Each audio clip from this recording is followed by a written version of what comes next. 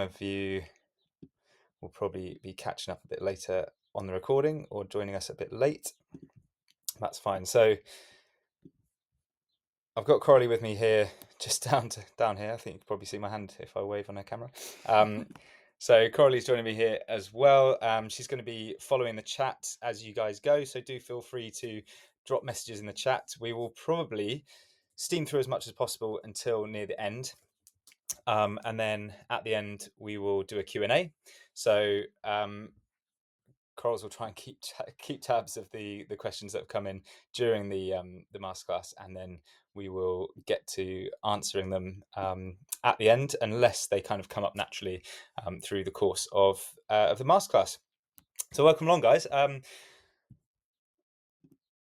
First things first, if the chat's on your poll, just fill in those questions or dismiss it, and then we'll get stuck into it. So first of all, I just want to say hello to everyone. And if you can also join us by saying hello on the chat, let us know where you are, whether you're veggie, vegan, pescatarian, or something other. Maybe you're just curious, and how long you've been veggie, vegan, pescatarian for. And just stick that in the group chat. We'll get you guys involved, because we would love for you guys to be as involved as possible over the next 90 minutes. So it's not just Coralie and I chatting at you. We'd love to see you guys chatting back at us a bit. So do jump in on the chat. Let us know where you're from, whether you're veggie, vegan, or other, and how long you have been. We've got Joe, who's been vegan for 5 years. Well done, Joe. We got Nisha, who's been veggie for 36 years, pretty much same as me. Yeah, well done. So an OG veggie. 14 years vegan from Coralie. Oh, from Coralie here. We got, I was like, another Coralie. We got Lisa, who's been vegan for 13 years. We got Sherilyn, who's been vegan for 20 years. Amazing. And veggie before that as well. So we've got some real OGs in the house. Love it. Alice says, I was fully vegan, but more veggie now. Just eat small amounts of cheese and occasionally chocolate or egg. Love it. Yeah. So some of you kind of somewhere between being vegan and veggie as well. All right, good stuff. Do keep those coming in, by the way, guys. But I will push on, because we have many a slide to get through today and lots of good information for you. So I want to make sure we get through all of it. Gonna have to figure out when we tap in and tap out. You might just have to shout to me when you want to get a word in edgeways.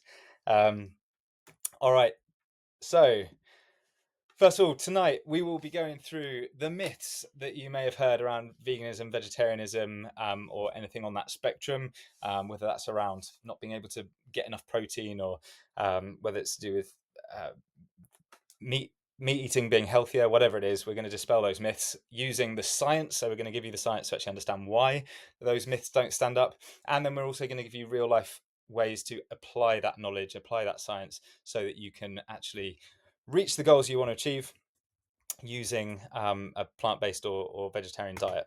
All right, so make sure to stick to the end, because those of you who've been following our social media will know we have a live prize draw tonight as well, courtesy of, well, firstly ourselves. We're going to be giving away a month of free coaching with AF Fitness, and also courtesy of the Meatless Meal Prep Company, who are going to be supplying a week's supply of high-protein vegan ready meals as well. We had the pleasure of sampling them last week. They sent us a box, and they're very, very good. So whoever gets to win that tonight is in for a treat. But even if you don't win that, all of you, everyone who's on this call right now, has the opportunity to get a month of free coaching with AF Fitness as well.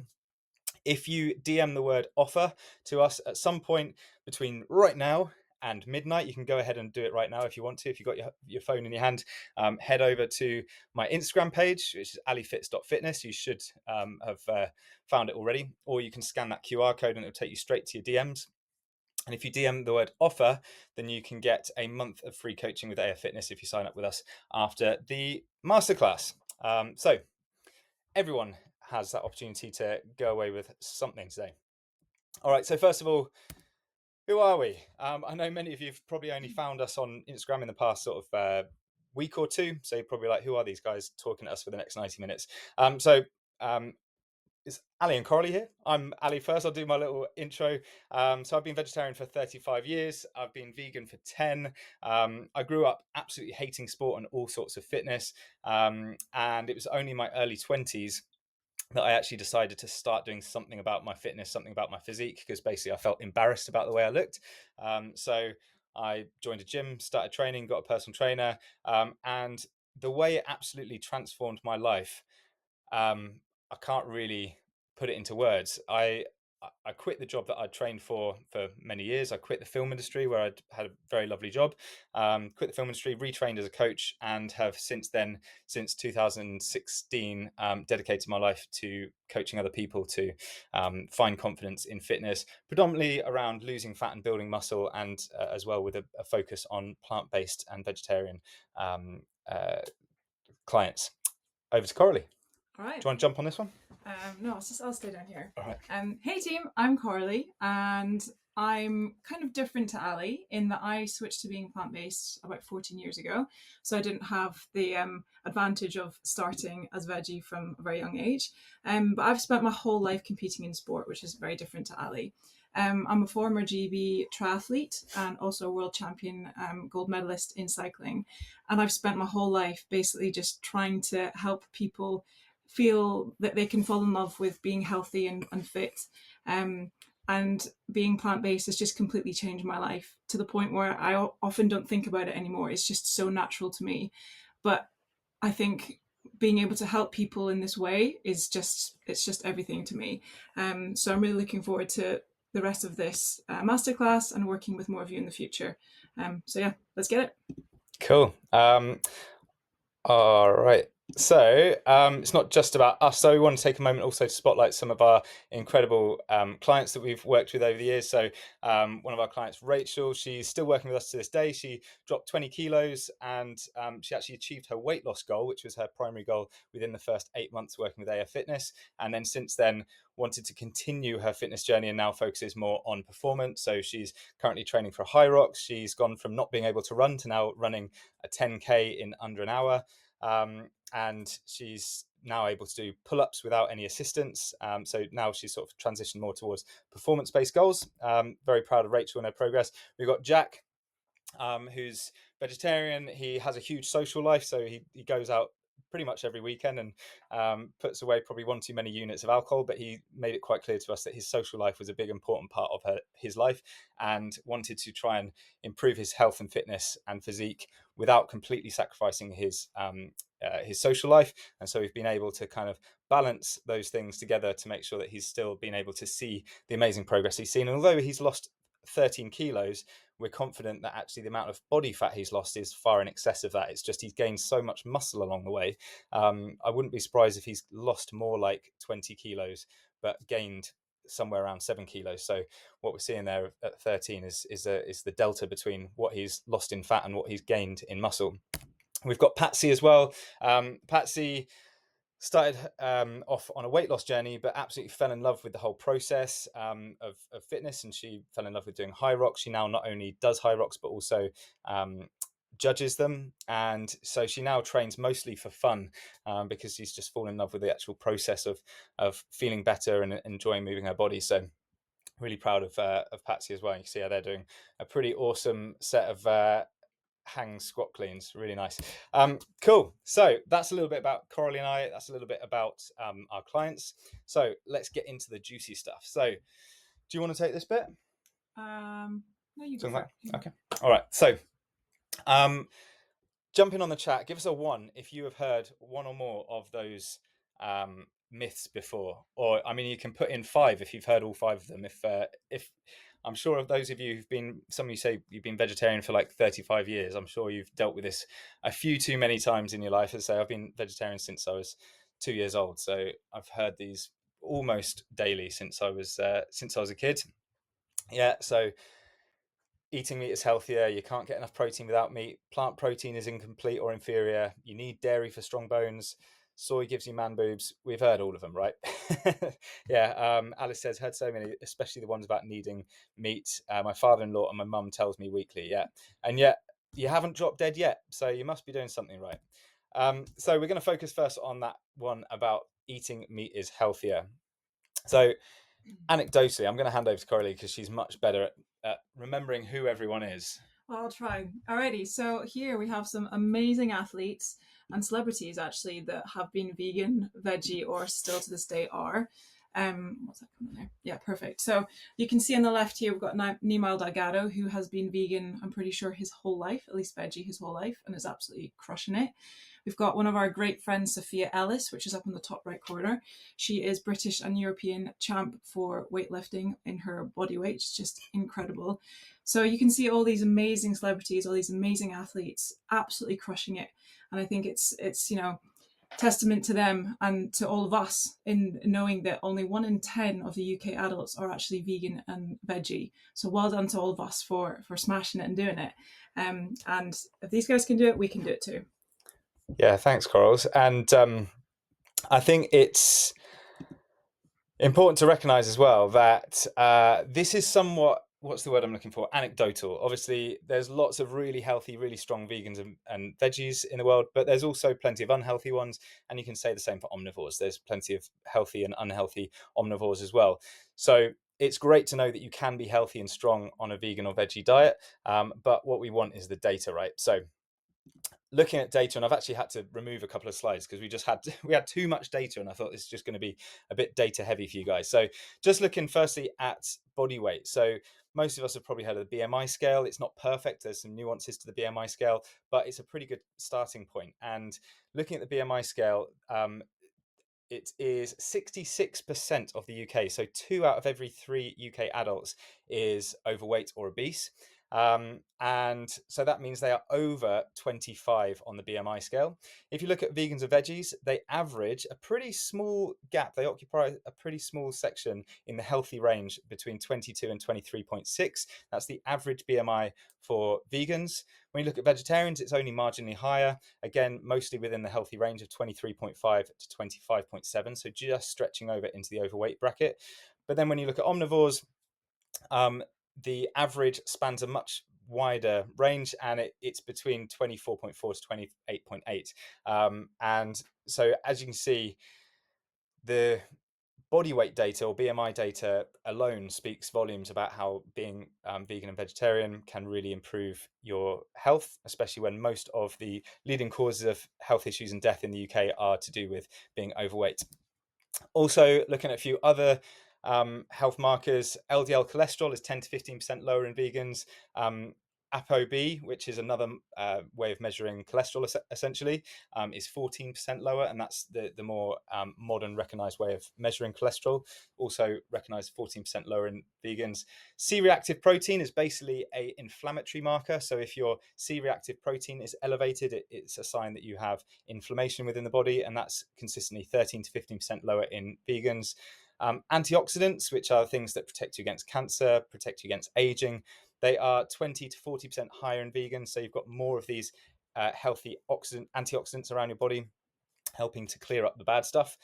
Dietary fiber is between 50 to 100% more, which means vegans are getting double the amount of fiber that that meat eaters are, which is especially important when you realize that most Brits are barely hitting half of the fiber they should be. So at least vegans are hopefully at least getting what they should be. And then fasting insulin and HbA1c, which is basically a way of measuring insulin sensitivity and blood sugar, is 12 to 26% lower in vegans as well. So we have basically better insulin sensitivity, which means we're less likely to suffer from things like diabetes. So loads of reasons, aside from just body weight and the BMI scale, which has its issues. There's loads of other markers that identify being vegan as in many ways being healthier. Obviously, there are things we have to watch out for. We'll talk about that a little bit in a bit. But that covers that one.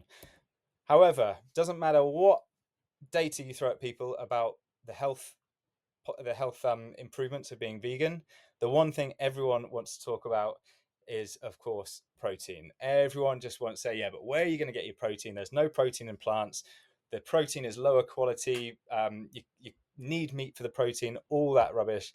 And look, the fact is, protein is really important. We can't get away from that fact. Protein is the most satiating macronutrient, which means it helps you feel fuller, which means if you're trying to lose weight or you're just trying not to put on weight, then making sure you feel nice and full is going to help with that.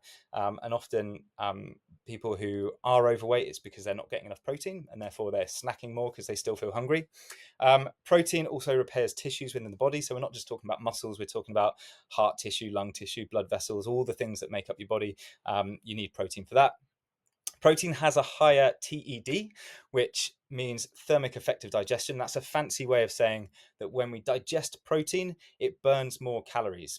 Protein requires more calories to be digested, and therefore, if you're eating more protein, you're actually burning more calories in the process of digesting it. And then the big one, which most of us are aware of, is protein builds muscles. So why do we care about muscles? All right. Maybe you don't.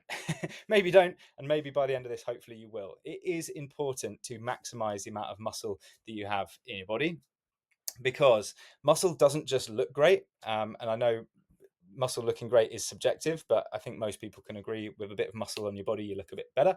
But it's not just about that. It's the fact that muscle helps to manage your blood sugar. I'm not going to go too much into the physiology of how and why, but just know that the more muscle you have, the less likely you are to have big blood sugar spikes and big blood sugar crashes. And you're also less likely to suffer from things like diabetes, which is related to blood sugar. So muscle is really important for managing blood sugar. Muscle prevents fat gain for many of the same reasons, partly because it is satiating, like we mentioned before. No, sorry, talking about protein. Muscle prevents fat gain partly because of the way it manages blood sugar, but also because it's metabolically active, which means it's burning calories just existing. That takes us on to the next point, which is muscle increases metabolism. So just having muscle on your body means you're going to have a higher metabolism. Even when you're asleep, you're going to burn more calories if you have more muscle. And I think that's really important. I Mhm. think we'll come on to this in a few more slides.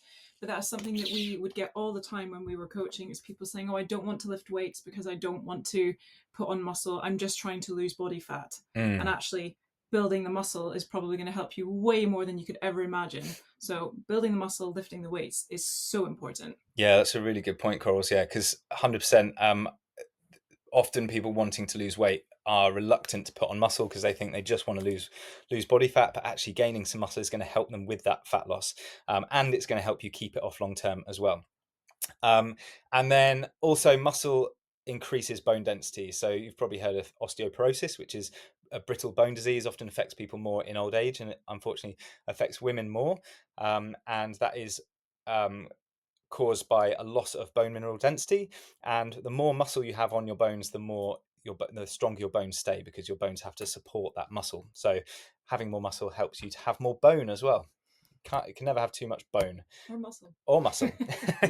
um, cool. All right. So an important thing to remember, though, is yes, we need protein. Yes, we need muscle. But the protein in meat comes from the plants that they eat. And I want you to really try and remember that there is no protein in animals that didn't originate in a plant.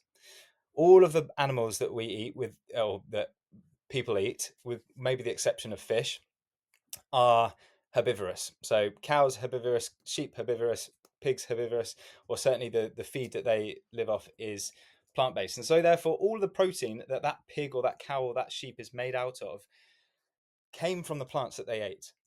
Um, Animals can't photosynthesize protein out of thin air or extract it from the soil. They have to get it from what they ate. Sholin saying osteoporosis is why I've started lifting weights. That's fantastic. Well done, Sholin. Good to hear that you're taking your resistance training seriously. And that doesn't just go for protein, by the way. Although we're talking about protein right now, it's the same with every other nutrient that we need. Meat isn't magic, it's just the middleman. So protein comes from the plants they eat. Iron comes from the plants. It's extracted from the soil by the plants. Calcium is also extracted from the soil by the plants. Omega 3s, which typically people get from fish, but it actually came from the algae that those fish ate. Zinc is extracted from the earth as well by the plants. Vitamin A is produced in the plant as something called beta carotene. They produce it when exposed to sunlight. So the plants take in sunlight, they produce beta carotene. Then when we consume those plants, or when an animal consumes those plants, they convert that beta carotene into retinol inside the liver. So if we eat plants, then we get the beta carotene and we can produce retinol inside our own livers. Alternatively, people who eat meat consume the retinol firsthand from the animal. But here's a really important thing to know. You can't overdose on beta carotene.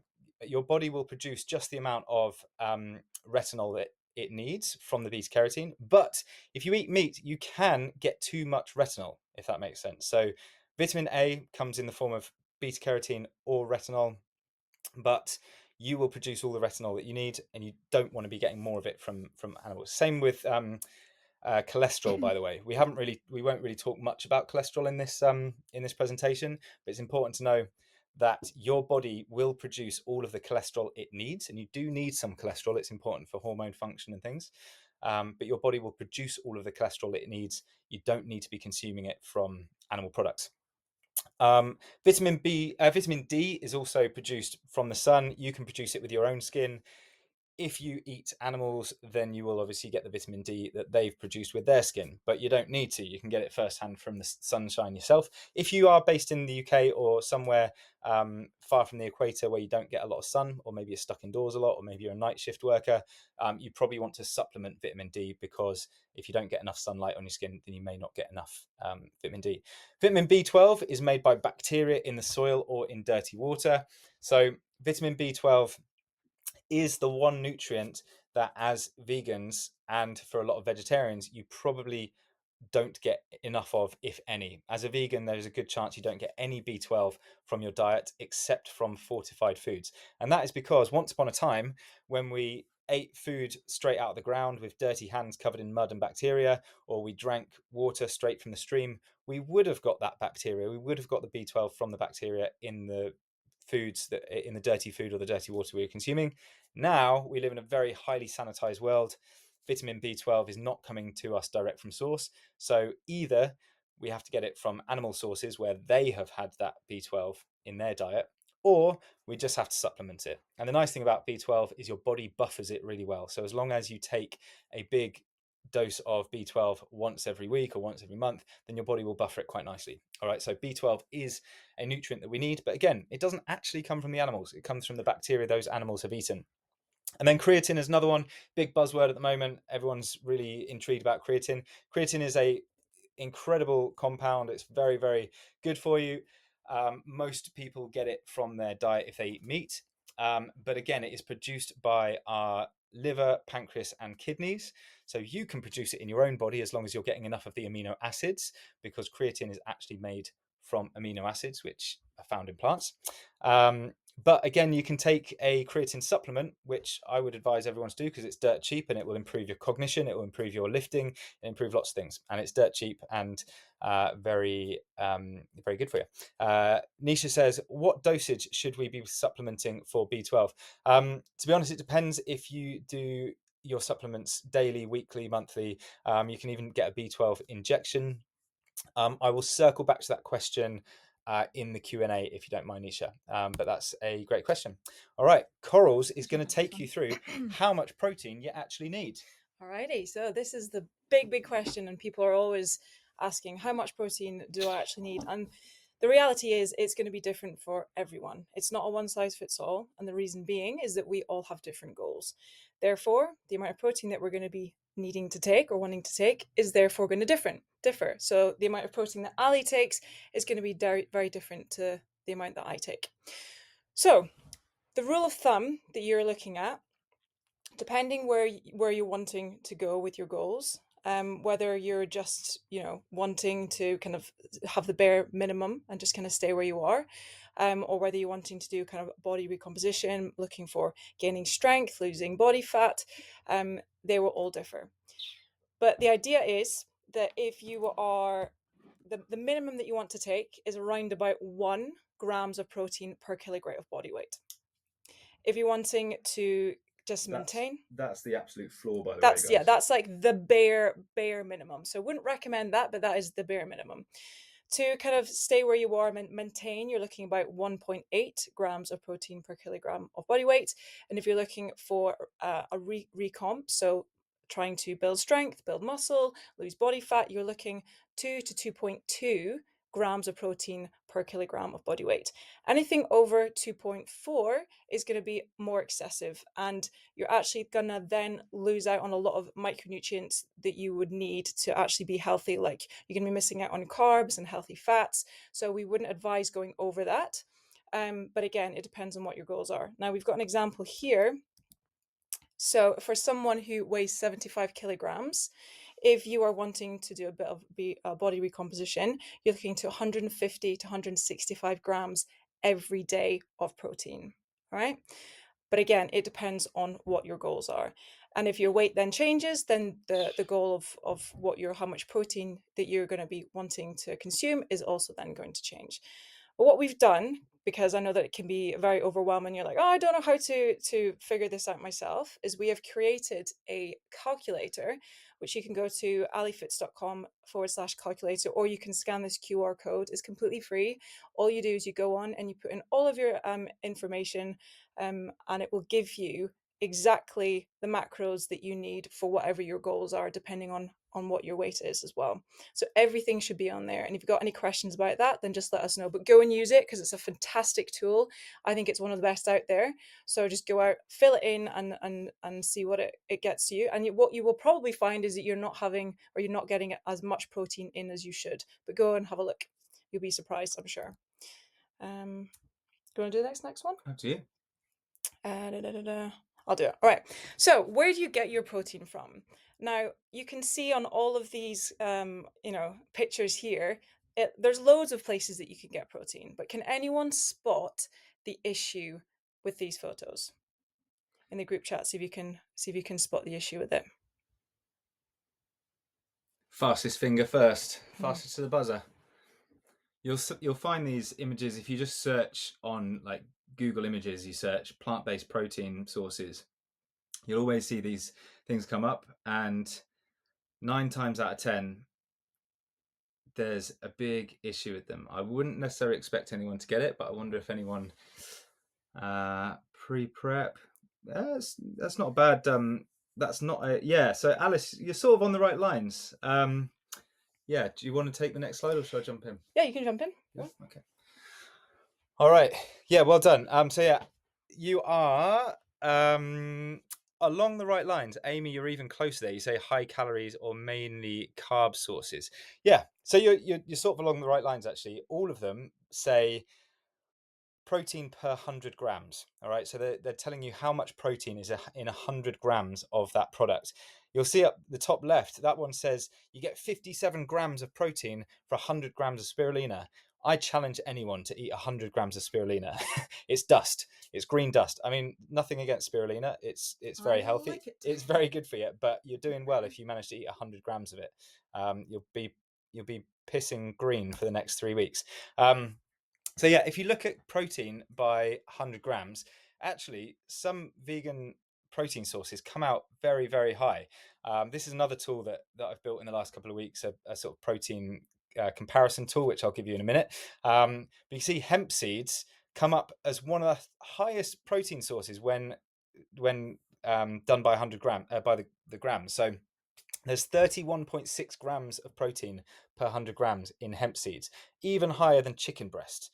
And most bodybuilders or meathead PTs will tell you like chicken breast is the holy grail of protein. Well, they obviously haven't met hemp seeds until you compare it by the 100 calories. So then it really changes it changes Everything. the order a lot. It changes everything. You can see hemp seeds are way off the bottom now. They're not even on the list now. It's taken Greek yogurt, egg white, and tuna, which were quite far down, and they're right up the top now, because now we're looking at how much protein is in it per 100 grams of the food that you eat. And that is because when you look at, for example, we'll take hemp seeds and tuna. When you look at what else makes up that food item, with tuna, you've got loads of protein. You've got 24 grams of protein per 100, but the rest of it is pretty much all water. So it's just protein and water, 99%, or 76%. Whereas when you look at hemp seeds, yes, you've got a lot of protein, but you've also got a huge amount of fat. Nearly 50% of the seed is fat. And fat is the most calorie dense macronutrient. It contains 9 calories per gram. So you're getting a lot of fat along with that protein. And that's why when you only look at your protein sources based on the 100 grams, you may be able to get a lot of protein from hemp seeds and pumpkin seeds and various other things, but you may also be getting a lot of other calories along with that. And if you then have a goal to try and lose weight whilst maintaining muscle, you're going to find it very hard, because if all your protein is coming from pumpkin seeds and hemp seeds, and you're trying to get 150 grams of protein a day, but trying not to eat too many calories because you're trying to lose body fat, then you're going to really struggle. So that tool that I've built is alifits.com/protein. We've only shown the bare minimum of what it can do there because of time. We were going through the slides earlier and we thought, damn, how are we going to fit all this in? So I've actually cut out a load of stuff. But go and have a play with it. alifits.com/protein, completely free to use. And there's loads of other nice features on it, including a section that will show you the amino acid profiles of these things as well. And the fiber. And the fiber, yeah, that's something that, again, we don't really have time to go really deep into today. But you'll notice that I'm just going to go back a couple of slides actually to show you this.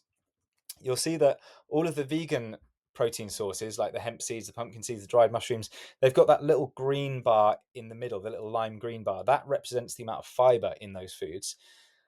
Whereas all of the animal-based products, the chicken, the beef, the tuna, doesn't have that green bar. And that's because, hopefully you all know this by now, but some people don't. Fiber only comes from plant food. You can't get any fiber from animal-based food. So that's why you'll see on the protein tool that I've built, you can see the fiber and the protein for all of the vegan sources. All right, so we told you, going by the 100 grams isn't very good. It's not a very good way to do it. So how can you, in real life, when you're out there in the supermarket, how can you find the foods that are protein dense without being calorie dense? We should ask this. Does anybody know? Yeah, does anyone know? Anybody know the hack for being able to figure out whether it is a good protein source? I think this one's becoming more and more well known now. I hope so. Yeah. So it's a very, very good hack. 10 grams. Yeah, kind of. That's kind of along the right lines, I think. If you're, yeah, I think, yeah, you're sort of there. So yeah, if you take the protein, and you multiply it by 10. So looking at these hemp seeds, we've got the hemp seeds back again because supposedly they're a good source of protein. And I just want to cut hemp seeds some flack, by the way, that actually some flax. Yeah, some flax seeds. Hemp is a good source of protein. It's just that it is high calorie as well, so you just need to keep that in mind. But hemp seeds are great, so don't suddenly demonize hemp seeds. But yeah, so taking these hemp seeds, they have 10 grams of protein per serving. It doesn't matter if you're looking per 100 grams or looking per serving, as long as you're comparing like for like. So in this serving, there's 10 grams of protein and 183 calories. If you multiply the protein by 10, so that would then give you 100. We're multiplying 10 by 10, that's 100. Then you want that number to be as close to the as close to the calories as possible, or even above. So in this case, you've got 183 calories and 100 as the protein, and there's quite a big discrepancy there. The calories are 83 higher than the protein, and therefore it's not a particularly good protein source. Whereas if you look at something like corn, for example, if you take the calories there, 97 calories, you take the protein, 14 grams of protein, and you multiply the protein by 10, that gives you 140 for the protein, and obviously the calories stay at 97. So that means you have a much, much better percentage of the calories coming from protein, 58% of the calories coming from protein. All right. This is a really good hack that you can use when you're out there in the real world, trying to find foods that are really protein dense. Just look at the protein, multiply it by 10, and if that number is close to or higher than the than the calories, then you know you're onto a good protein source there. Just to be clear though, we're not saying if it's below that, you shouldn't eat it. We're not saying it's unhealthy. We're just saying if you are really trying to make an effort to drive your protein intake up, that is a good place to start. All right, so when you apply that, you end up with something that looks a bit like this. So these are a very rough kind of protein, what would you call this? Like hierarchy, I guess. So at the top, you've got the foods that are very, very protein dense without being particularly calorie dense. So you've got things like protein powder and seitan, and this isn't chicken pieces. I don't know if you know the brand This. You've got textured vegetable protein, which has been around for donkey's years. It's basically like soy chunks or soy mince. So textured vegetable proteins up there. Corn is a good one. Black soybean spaghetti. We swear by the stuff. Tofu, tempeh. I've put nutritional yeast and spirulina in there again because they are very good protein sources, but obviously you're not going to eat them in huge quantities. But they are a nice little thing to add into your smoothies or your pasta dishes that can just boost it up a little bit. And then these soy protein crispies as well, which Coralie and I eat like they're going out of fashion. And you can add those to your cereal, or add them to cakes, or add them to anything, and they're very, very protein dense as well. So they're a good way to just give your food a little protein boost. You can stick them on your yogurt, on your soy yogurt. Then the tier below is sources of protein that are pretty good, but just slightly higher in calories. Kajal says some corn products have eggs. That is correct. Obviously, we've got vegetarians as well as vegans on this call. So for the vegetarians amongst you, pretty much, I think any corn product is vegetarian. But for the vegans amongst us, you do need to look out for the corn products that are specifically vegan. Do just be aware as well, if you are gluten intolerant, that the vegetarian corn is gluten free, but the vegan corn isn't. Unfortunately, if you're vegan and gluten intolerant, you're out of luck. So, what was I saying? Yeah, those ones in the middle, they are slightly higher calorie because they either contain a bit more fat or a bit more carbohydrate. So, looking at things like lentils and peas and chickpeas and beans, they are a good source of protein, but they also contain quite a lot of carbohydrates. And then we've got a couple of ones on the end there, the Beyond Burgers and the Alpro yogurt. Those have a reasonable amount of protein in them, but they also contain a fair amount of fat. So they're a bit lower in protein.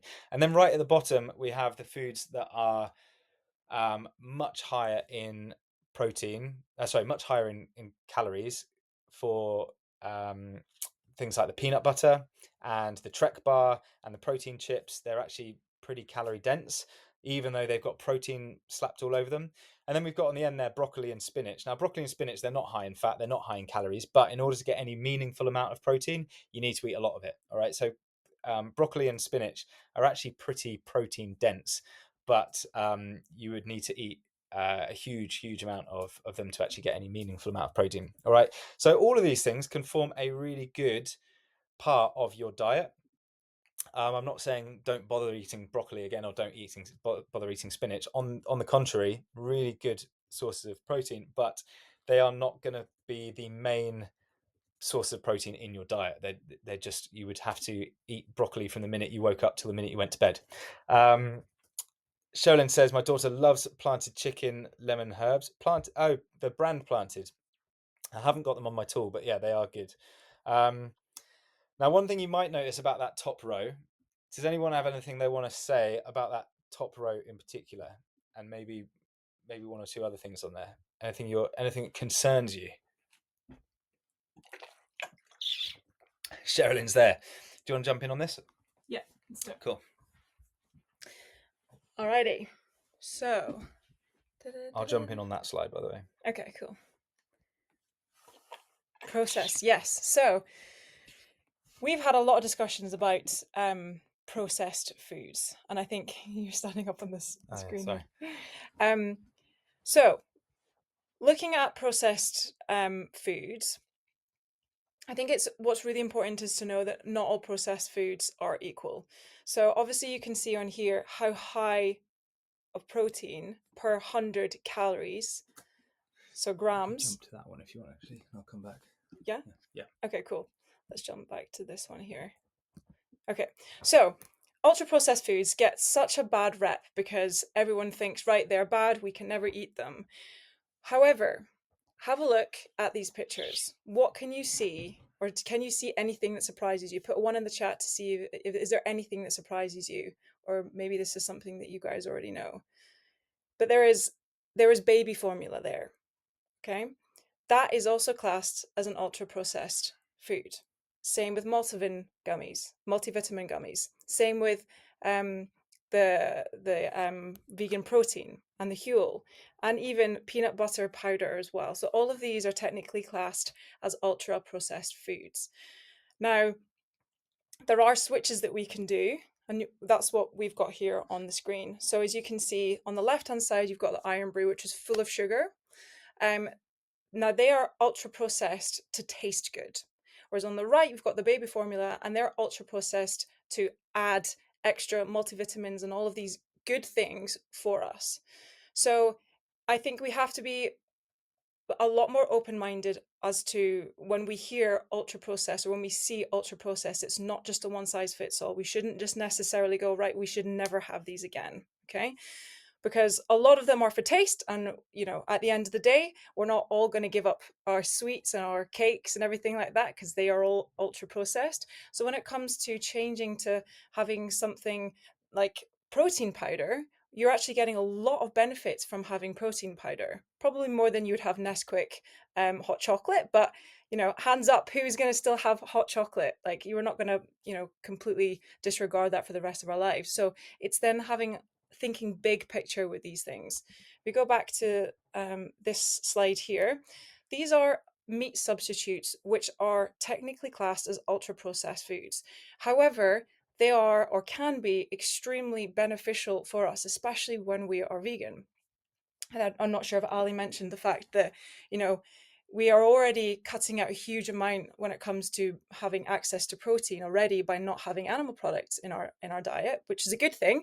But also, why then try and cut out even more when it's just often a label of ultra processed, when actually these products can be very, very useful for us. Obviously, we're not going to have them all the time every single day, but if you look at corn, for example, 16 grams of protein per 100 calories, which is actually huge. Obviously, you can see there's varied. It goes all the way down to 8 grams for the Beyond Burger, but then you've got textured vegetable protein, which is up again at 16. So that's massive. And I think we often get scared because of the labels and saying that it's got lots of ingredients in it, but often these ingredients aren't necessarily bad for you. It's just got lots of ingredients in it. Yeah, the point I Would you like yeah, sure. One point I really want to make on ultra processed foods is that foods are processed for different reasons. 9 times out of 10, ultra processed foods, the reason they are unhealthy for us is because they've been ultra processed to make them highly palatable or highly shelf stable or highly addictive. So many foods, like, for example, the Iron Brew, the Haribo, the Nesquik, the Yazoo, those have all been processed in order to make them really delicious. So we want more and more of them because the companies want to sell more of them. However, things like the Aptamil baby formula, that has been processed for a very different purpose. It's been processed to make it as nutrient dense as possible. Same with the multivitamin gummies, they've been processed to make them nutrient dense. Plant protein powder down there on the left, that has been processed to make it as protein dense as possible without any additional nasties. So without carbohydrates or fats or sugars. Sorry, not that carbohydrates or fats are nasty, but and then the peanut butter powder on the bottom right there has been processed to remove more of the fat. So if you get peanut butter powder, it's basically the peanut protein without the fat, and so therefore it becomes a much more protein dense option. And then at the top right there, we've put milk because skimmed milk by most people would be considered the healthy option. So hands up on the group chat if you, before going vegan, would have chosen skimmed milk or semi-skimmed milk over whole milk because you considered it healthier. Most people, 9 times out of 10, would either go skimmed milk or semi-skimmed milk because they're going for the healthier option compared to the whole milk or the full fat milk.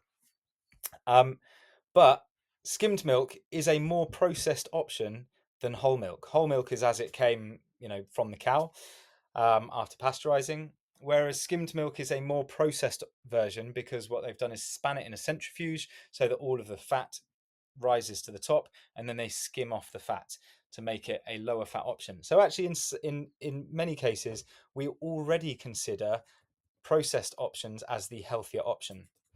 So I think it's important to recognize, yes, Iron Brew and Aptamil are both considered ultra processed foods. They're both in the same bracket as processed, but we don't treat them the same. You wouldn't give your baby Iron Brew, or I'd hope not. Multivitamins and Haribo, they're both considered ultra processed, but one is a health option, the other one isn't. And So I wanted to basically remind you that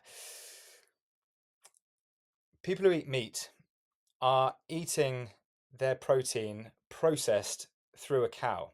The cow has eaten the plants. The plant contained protein, carbohydrates, and fats. The cow has burnt off most of the carbohydrates and some of the fat and retained most of the protein. So then when a person then eats that poor cow, they're getting the protein without as much of the carbohydrates and fat. So it is just a fact that animal products are going to be more protein dense compared to most whole food vegan proteins. So if you're talking beans, lentils, nuts, seeds, those all contain protein, but also with a lot of carbohydrates and fats because it hasn't been processed out. So people who eat meat are eating processed food, but it's been processed by a cow. We have the opportunity to eat processed food that has been processed in a selective way without the harm to the environment and to the animal, and still get all of the protein, but without harming an animal and without the extra calories coming along with it. Yes, it's still sensible to be it's still wise to be sensible about which processed foods you're eating. I wouldn't recommend living on a diet of Oreos and things, and it is still a good idea to get as many of your calories from whole food sources as possible.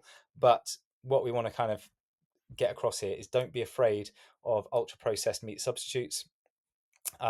There's actually, I was going to put in a slide about this. I've realized I completely forgot to do it. There's actually a study conducted, I think 2 years ago now, that showed all of the negative health outcomes associated with ultra processed foods are not seen in plant-based ultra processed foods. That was one of the main slides I wanted to put in. I'm kicking myself right now that I forgot to put it in, but there's a study which I can send out with the email afterwards that shows actually ultra processed foods, when they're plant-based, do not have the same negative health associations.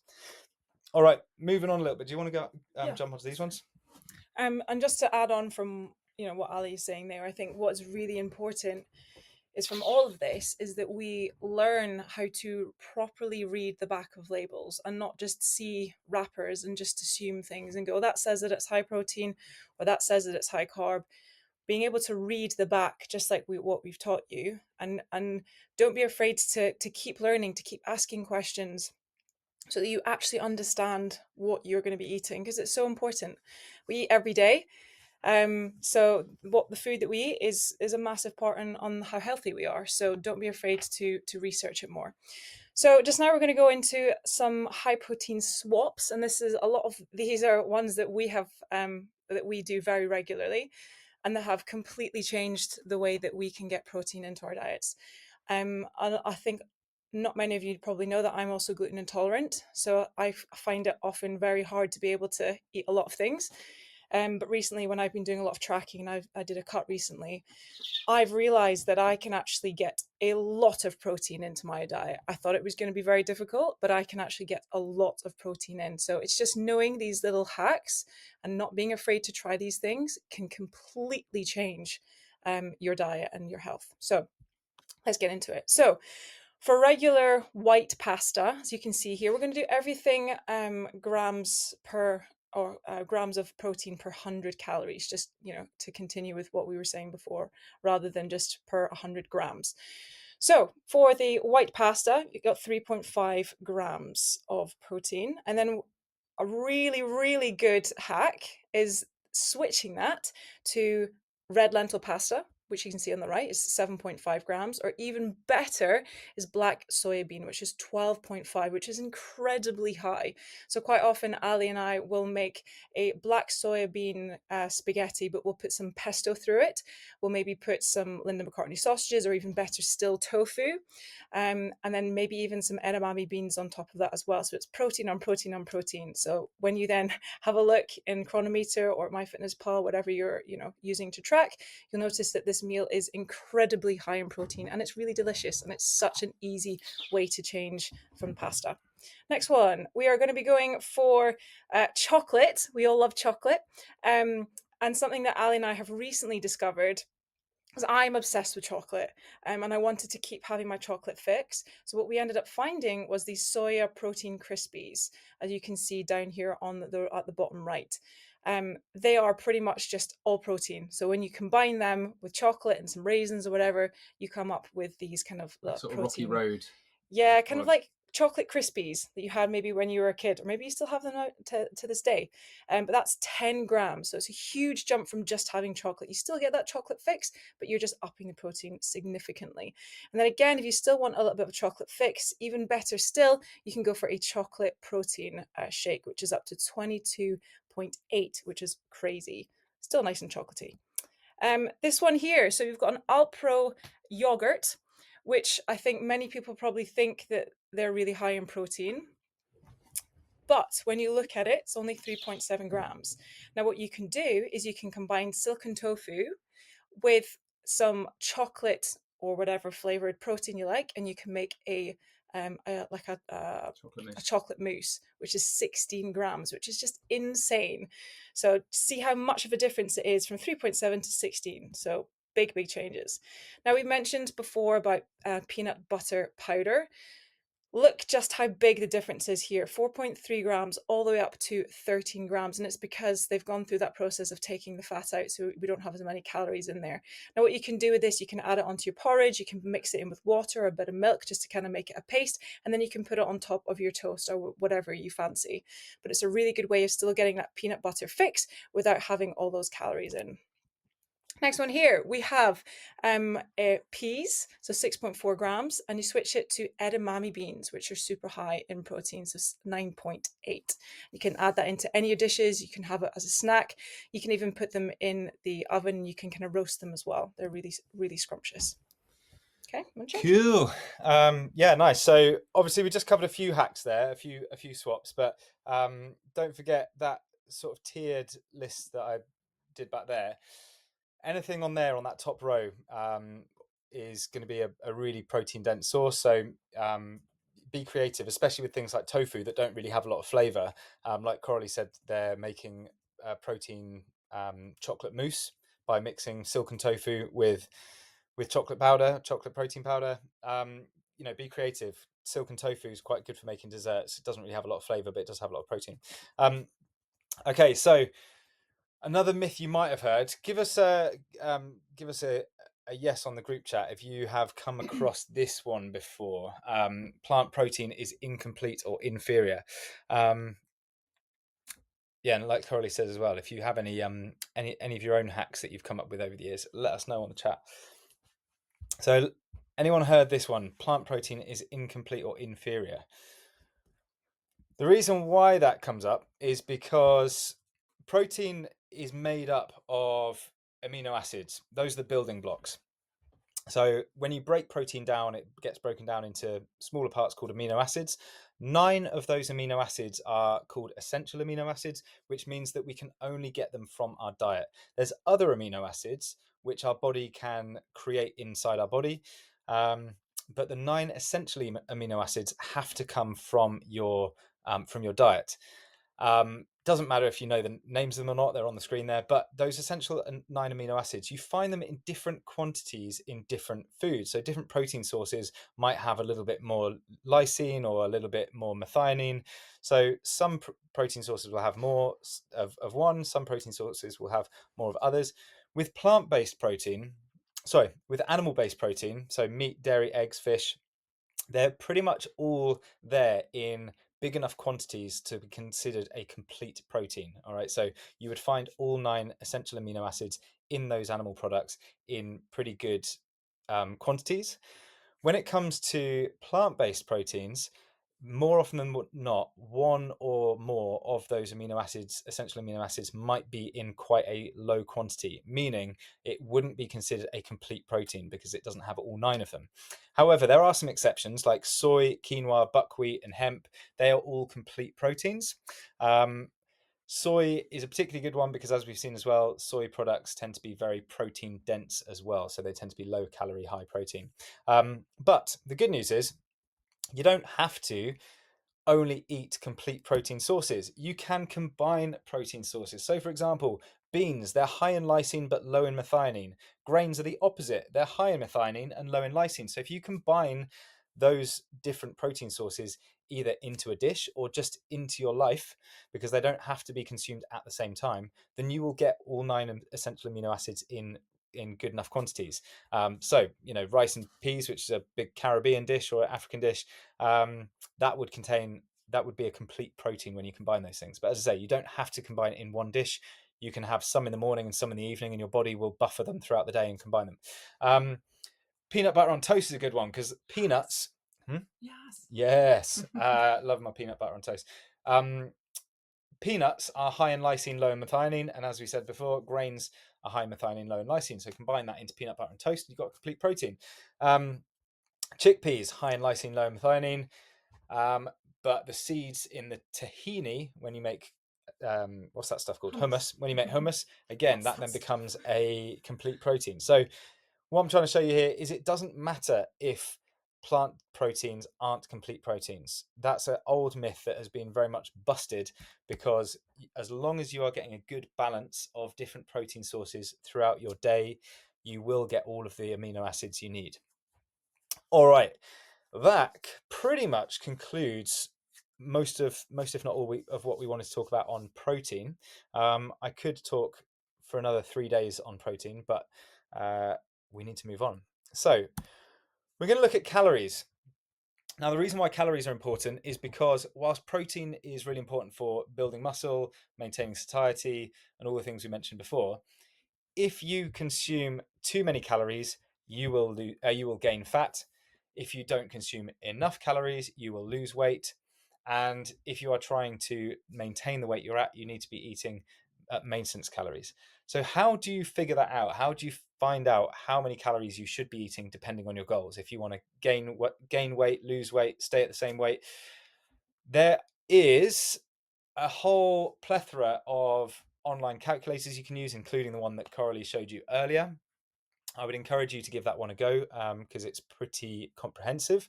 But if you want to just do it the old-fashioned way with a pen and paper or with your calculator, a really simple, slightly rough and ready way of doing it is to take your weight and multiply it by somewhere between 30 and 33. The reason why I say somewhere is because that range is to define how active you are. So if you're someone who sits on your ass most of the time, you're going to want to multiply it by 30. So you take your weight and multiply it by 30 if you're someone who's quite sedentary. If you're someone who's running around like a headless chicken most of the time, you're going to want to multiply it by that upper range of 33. Now, this is pretty rough and ready. And actually, if you use my calculator, it will take far more variables into account and give you a more realistic output. But this is a pretty good place to start. And this is for your maintenance calories. What that means is the amount of calories you need to just stay at the weight you're at and just maintain where you're currently at. If you want to build some muscle, you're going to need some more extra calories to fuel that process. So you're going to want to add somewhere around 100 to 200 calories on top of whatever the outcome is. If you want to lose weight, you want to subtract somewhere between 300 to 500 calories. The more you subtract, the faster you'll lose weight, but faster isn't always better. Sometimes losing weight faster just means you put it on faster again when you run out of motivation. And if you want to recomposition, if you're not sure what recomposition is, that's basically where you very gradually lose body fat slowly whilst gaining muscle slowly. All right. So you're kind of trading body fat for muscle. It's a much slower process, but it's a pretty good one if you've got the time and the willpower. For that, you want to be in a very small deficit of somewhere around 100 to 200 calories. All right. So for losing weight, big deficit. For recompositioning, small deficit. And for building muscle, a small surplus, along with the protein and the training. Cool. Carbohydrates and fats. So obviously we've talked at length about protein. By this point in the process, Coralie and I were running out of time to produce slides. So the slides at this point get a little bit thin. but carbohydrates and fats, we're going to run through this quickly. Carbohydrates get a pretty bad rep. It used to be fats that everyone was hating on. People thought fat made you fat, and then they realized fat doesn't make you fat, and they thought, oh, it must be the carbohydrates' fault then. And now everyone hates on carbs. Yeah, I bet you everyone here has probably been told or has thought in the past that if you want to lose body fat, you've got to drop carbs. Yeah, I mean, I've done it myself.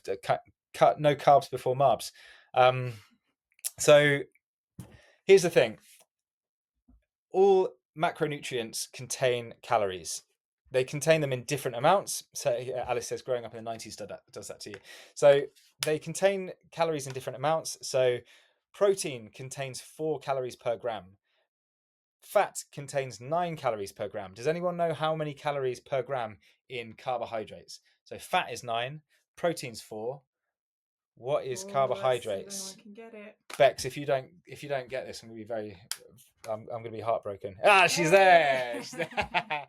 So for those of you who don't know, Bex is one of my fantastic clients. So I was holding my breath there, but she's done me proud. Yeah. So carbohydrates and protein both contain 4 calories per gram. So it's a little bit unfair on carbohydrates that everyone thinks protein is a godsend and carbohydrates is the devil's work, despite the fact they both contain the same amount of calories gram for gram.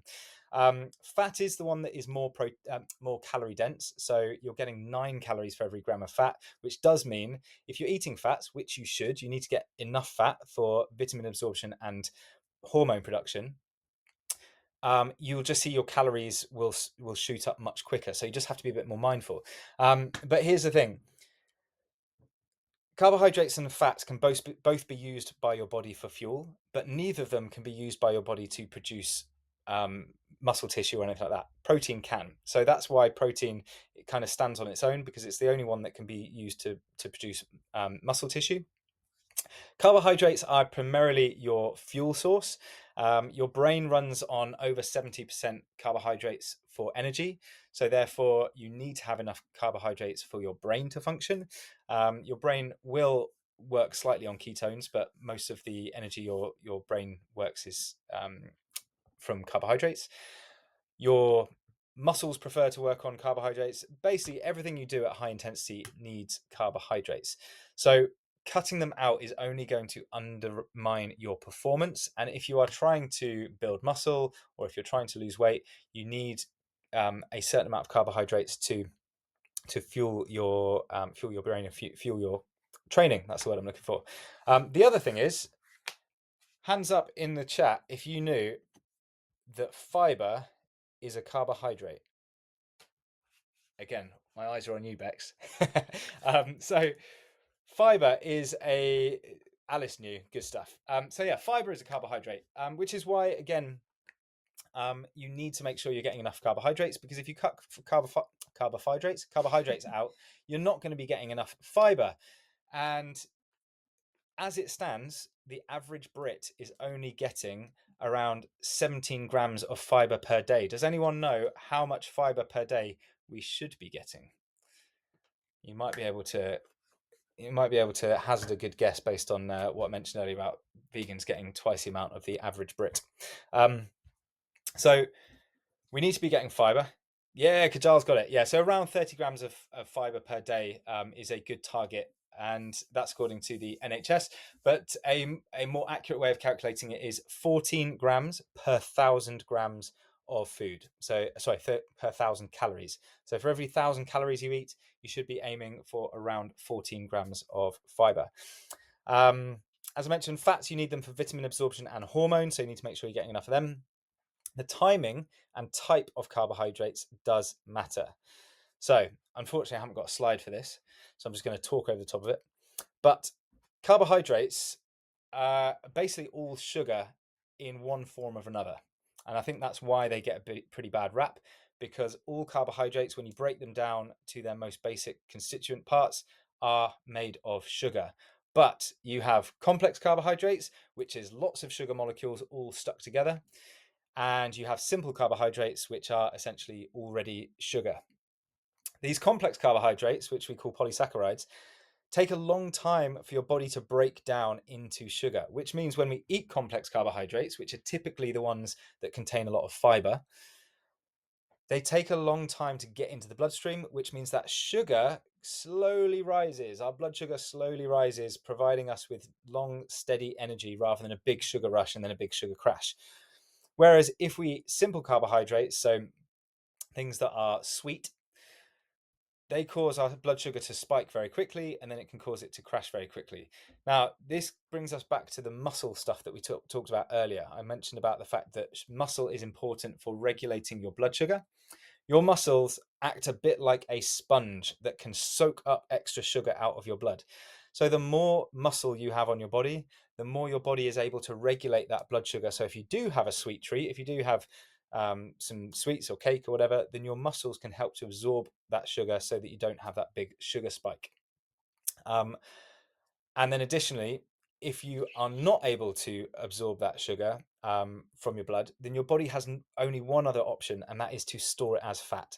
And that is where carbohydrates can make you fat, is if you're consuming a lot of carbohydrates, they're all turning into sugar into your bloodstream, and you're not able to use them or store them in your muscles because your muscles are already full or you don't have enough muscle, then your body will store them as fat instead. And that is where carbohydrates can make you fat. So carbohydrates are important, fats are important, but getting the balance right is important too. So make sure to calculate your calories and hit your protein target. And then as long as you're getting your carbohydrates and fats within your remaining calorie balance, then you're all good. That brings us pretty much that pretty much concludes what I just said about fiber and sugar. A couple of other things about fiber. I'm just aware of time, so I'm just going to kind of rattle through this stuff. Fiber not only is important for regulating your blood sugar, but it also regulates your gut microbiome. And our gut microbiome is responsible for all sorts of processes within the body, including production of serotonin, which is our happy hormone. So if you haven't got a happy gut, you haven't got a happy head. So fiber is important for that. It also is directly related to cases of colorectal cancer, which is why I mentioned much earlier on about the leading causes of death in the UK, one of which is colorectal cancers, is a diet-related issue because most Brits aren't getting enough fibre, which is closely correlated to what was I trying to say? To cancer. Sugar I've already mentioned. Alcohol, I'm not going to go into alcohol too much, but you do want to be aware if you're trying to build muscle, alcohol will suppress your testosterone production. You need testosterone for muscle production. Alcohol will suppress it. Alcohol will also raise your cortisol, and cortisol is a stress hormone that is strongly correlated with fat storage.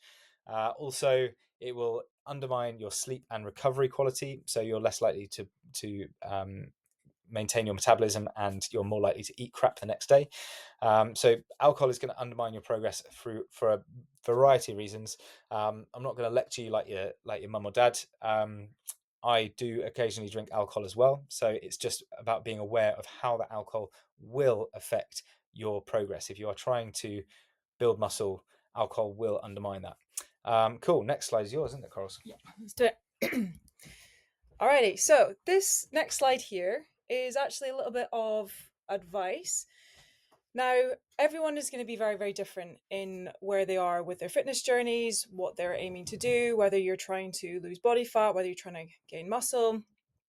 Some of you will want to be counting calories. Some of you will not want to.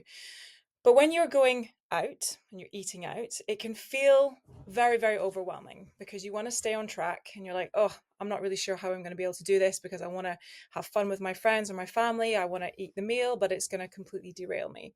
So here are some tips to kind of be thinking about for when you're going out, when you're having a meal, going to an event. All right. Now, the first one is asking yourself the question, because at the end of the day, we're all very social beings, and to never go to a social event again is just ridiculous. So we are going to be going out at some point, but Ali probably will go out a lot more than I go out. But when I do, I ask myself the question, is this a special occasion or is this something that's regular? This is something that's happening every single week. If it's something that's special, then I may then indulge in some food and maybe some alcohol. I don't usually drink, but I have to ask myself the question, is it something special or is it happening every single week? If it's happening every single week, then you can maybe have a chat to yourself and go, actually, do you know what? I'm going to rein it in. I'm going to try and change some things about my weekly trip to the pub. All right. I want you to be thinking about making sure that you have a high protein meal or snack before you go. You don't want to be arriving super, super hungry and then end up just going, do you know what? Yeah, I'll just eat everything that's on the menu. Okay, so try and make sure that you are pretty full before you go. If it's a special occasion and you do want to eat the nice things, then that's fine. You can go starving, but you have to bear that in mind and, consider whether it is special, whether it's not.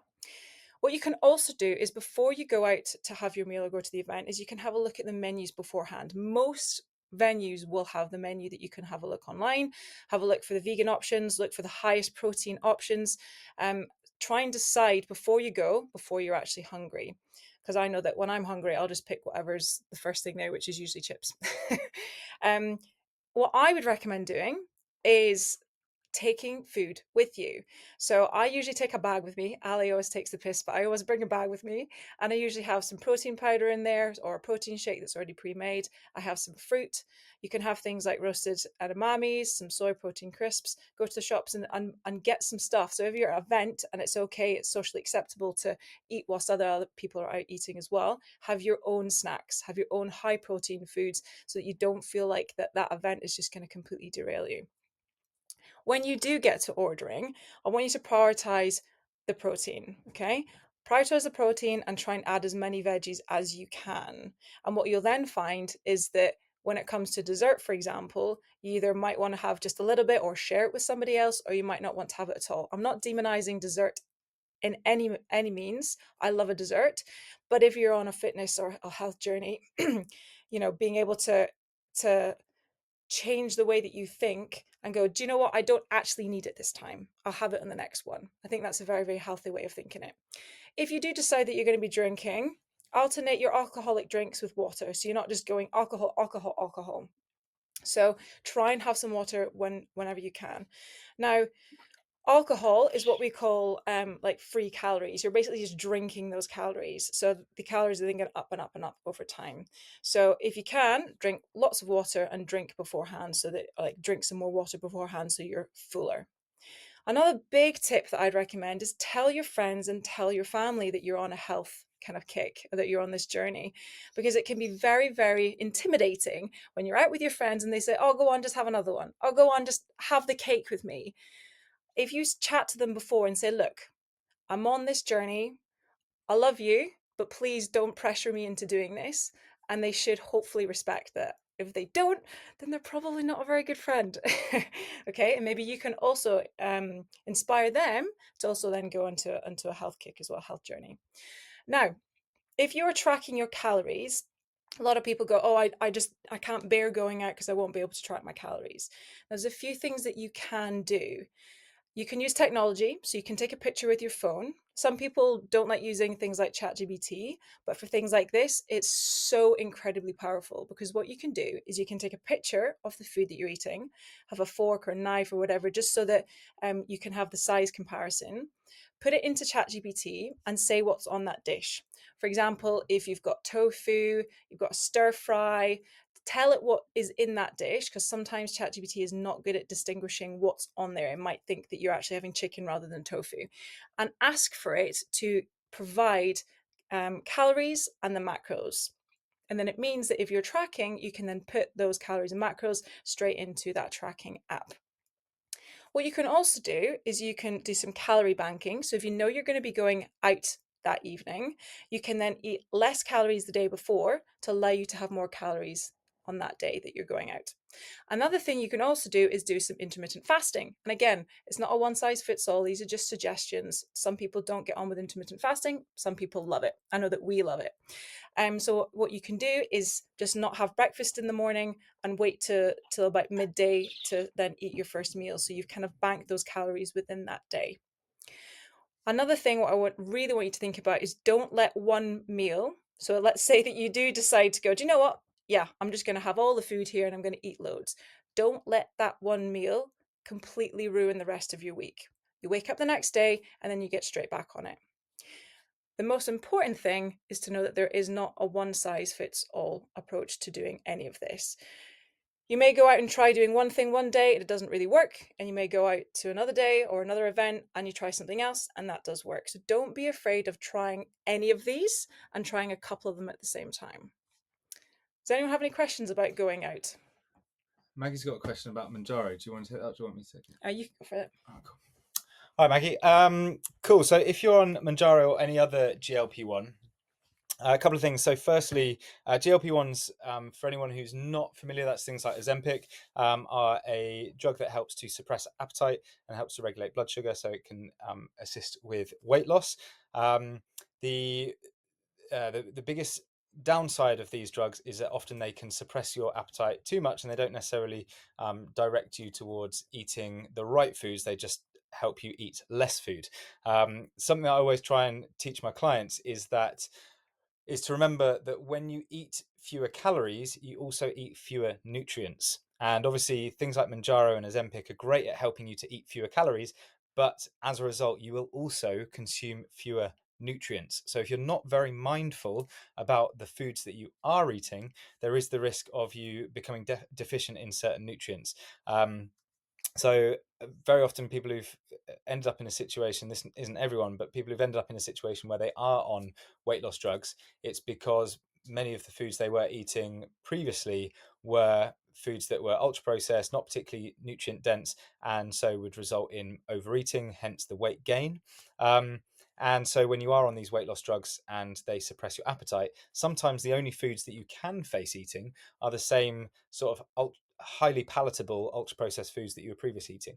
Now, hopefully, along this journey, Maggie, as with Manjaro, you've also started to make better decisions about the foods you are eating, and hopefully also doing some resistance training, because lifting weights is really important for maintaining your muscle mass whilst you lose weight. If you don't use your muscles, you lose them, and especially when you are in a deep calorie deficit, which you are likely to be if you are on Manjaro, your body won't just sacrifice body fat, it will also sacrifice muscle unless you are training those muscles. So it's very important to be lifting weights. Now, I'm aware that doesn't necessarily speak exactly to the question.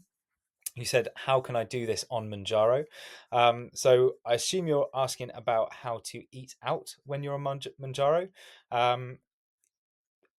Essentially, all of the advice that Coralie has given here, I think would apply equally if you're on Manjaro. But if you want to give me a little bit more insight about the particular thing that you're concerned about, or the challenge that you're most concerned about with trying to do it on Manjaro.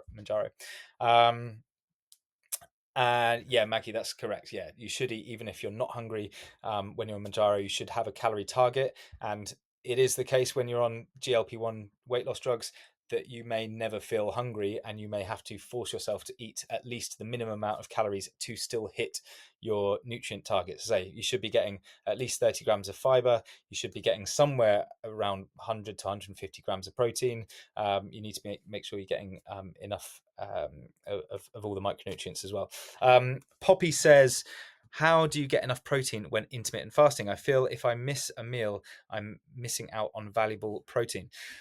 Yeah, so Poppy, when you are in any kind of calorie restriction, so whether that's intermittent fasting, whether that is calorie counting, whether that is doing meal prep, whatever it is, whatever method you are using to limit your calorie intake, you do obviously need to be mindful about making sure the foods you are eating have enough protein. I think a good target is to aim for somewhere in the region of 30% of your calories coming from protein. So if you try to get 30% of your calories in each meal from protein, then that will help. And really, to be honest, the best way is to track. So to use something like MyFitnessPal, so a tracking app like MyFitnessPal, or I think Chronometer is even better. It's not as popular, it's not as well known, but the app called Chronometer is fantastic. Or if you end up working with us as a client, you can track calories on our app. And not only can you track your calories, but we can then see it from our end as well, and we can help you make better decisions about your food and help to make sure that you are eating in alignment with your goals. Alice says, does it matter if some days your protein intake is more maintenance level and other days it's more recomp or growth levels? Does it balance out? It really depends. So again, you would need to be tracking it to know for sure. Again, with my clients, when I review their nutrition at the end of the week, I can see if they had some days that were a bit higher and some days that were a bit lower and some days that were right in the middle. I can see that, and then I can see an average for the week. And as long as that average for the week balances out as their target calories for the week, then that's fine. What isn't fine is if you are on target most of the time, but sometimes over. If you're trying to lose weight and you're hitting your target most of the time, but every now and then you're going over, then obviously that's going to start to eat into the deficit that's needed to lose weight. So as for whether it balances out, it really depends. If you're going over more often than you're going under, or if you're going under more often than you're going over, then but yes, the short answer is there, Alice. You don't have to necessarily eat the same amount of calories every day. Personally, I think that is the easiest way to succeed, especially with a weight loss goal, is to just stay consistent. Consistency just makes everything easier. So if you can eat consistent calories, that's the best option. But if you can't be consistent, then you do need to track to make sure that when it's fluctuating up and down, it averages out in the middle. Hope that makes sense.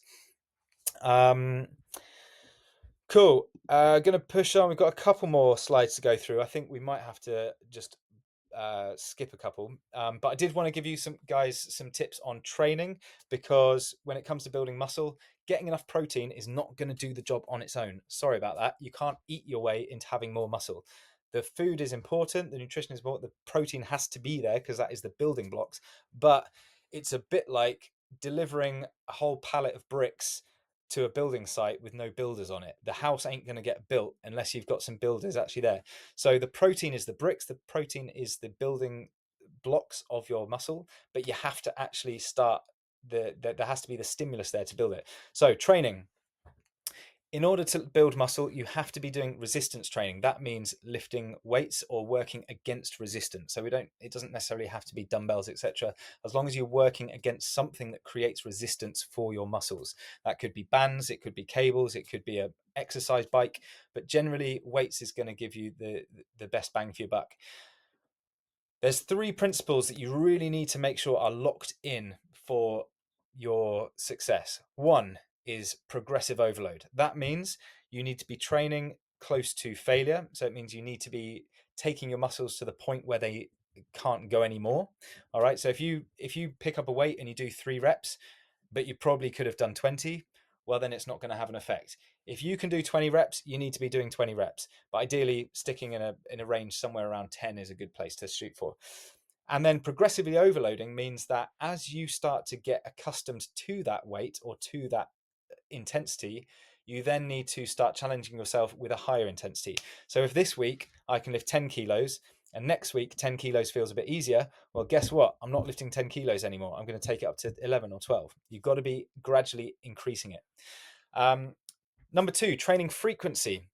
That means if I do a really good workout today and then I don't do another workout for 3 weeks, I'm not going to get the results. You have to be creating that stimulus at a regular frequency. You have to be doing it regularly in order for your body to actually adapt, because we're all of our bodies are inherently lazy. We've evolved that way to conserve energy. So our bodies will not adapt. They will not build muscle unless they are forced to. So you have to be creating that stimulus. Otherwise, it ain't going to happen. And then number 3, recovery. This is really important. You do not build muscle when you exercise. You do not get fitter when you exercise. I know it goes against everything you've been told. That's because you build muscle when you recover from the exercise. That is when your body actually builds the new muscle protein. That is when those adaptations happen. So you have to make sure your recovery is locked in. And we don't just mean getting enough sleep. We mean drinking enough water. We mean getting enough protein. We mean having everything dialed in so that your recovery is optimized to actually allow your body to make those adaptations. I can see lots of questions coming in, by the way, guys. So I will rattle through these and then come to those questions just so I don't get derailed. In terms of how often you should train, the minimum really for building muscle should be around 3 times per week. But anything is better than nothing. So if you can only do 1 lifting session per week, do it. But if you can, try and hit the gym 3 times a week, or hit your home workout 3 times a week.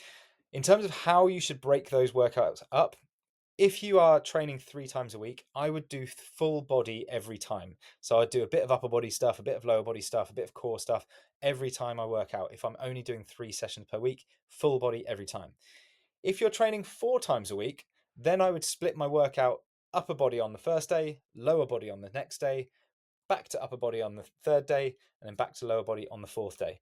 And you could put your rest days in between there, sort of dotted throughout. So you could go upper body rest, lower body rest, upper body, however you want to do it. All right, so upper, lower, upper, lower. If you're doing 5 days a week, I would split it: legs on one day, then upper body pushing exercises. That means chest, shoulders, triceps on the next day. Upper body pulling exercises on the third day. So that would mean back, rear delts, biceps. Then we go back to legs. And then we do an upper body on the fifth day, which would combine pushing and pulling. So you're doing legs push, pull, legs upper. And you'll notice all of these methodologies are basically to get you hitting every muscle group at least twice per week. So you're hitting legs twice a week, you're hitting upper body twice a week. That is a good amount of frequency. And that is why if you're only training 3 times a week, you want to be doing full body every time. And then for number 6, I do legs push pull, legs push pull. All right. We're going to skip the mindset stuff, guys, just because we are almost out of time. Just have a quickly go over some academy stuff so we can get onto your questions. So if you do want to join the AF Fitness Academy, you'd be working with Coralie and I, and we've recently teamed up. So the AF Fitness Academy used to just be my business.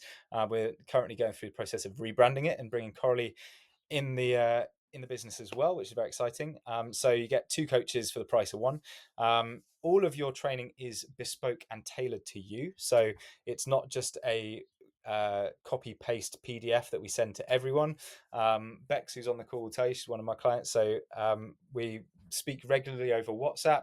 We whenever there's issues with her plan, I update it for her. So everything is built around what you need and what support you need.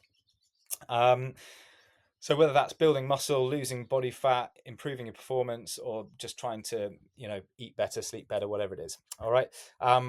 We've got an amazing community within the academy as well. Big WhatsApp group. Everyone's sort of sharing recipes, sharing support, bigging each other up when you, achieve a personal best.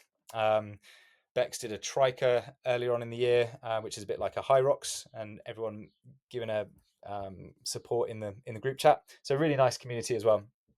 And I vet everyone very carefully. I won't just have any old riffraff in no riffraff in the AF Fitness Academy. All right, as I mentioned, team, you have the opportunity to win a month of free coaching with us in the prize draw in a minute. But if you do not win the prize draw, too bad, but you can still get a month of free coaching with us if you sign up with the AF Fitness Academy off the back of this call. So you don't have to sign up today or tomorrow, but if you send us the word offer, so if you DM me the word offer and we jump on a call and you end up signing up, then you'll get a month for free. That's an exclusive offer just to you guys for being here on this call. So don't pass up such a fantastic opportunity. Send us the word offer. As I say, that's on WhatsApp. If you need to scan that QR code, that'll take you straight to my inbox. So hopefully I'll feel my phone buzzing off the hook in a second. All right, and that is pretty much it. Look at that. 8:30 on the dot. Smashed it. Right then, we are going to do the prize draw right now, and then we'll jump into your question and answers. I know we said it'd be 90 minutes, so it'll be 90 minutes plus your Q&A. So apologies those of you who have to shoot off, but do feel free to DM me any questions if we don't get through them here. So hopefully this works. Is it going to work?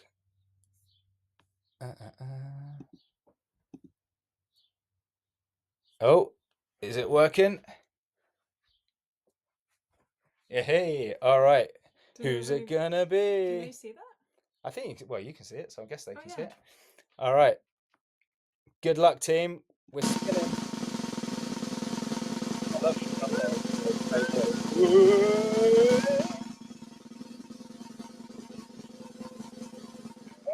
Congratulations, Laura. Hopefully you're on the call.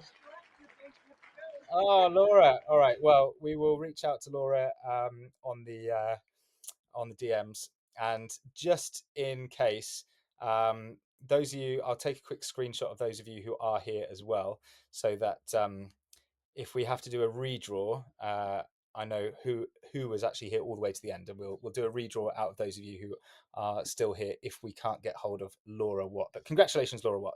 All right, so let's jump into the questions, team. I'm very excited to hear to see what you guys have for us. Let's switch back over to There was a question that I saw about protein snacks.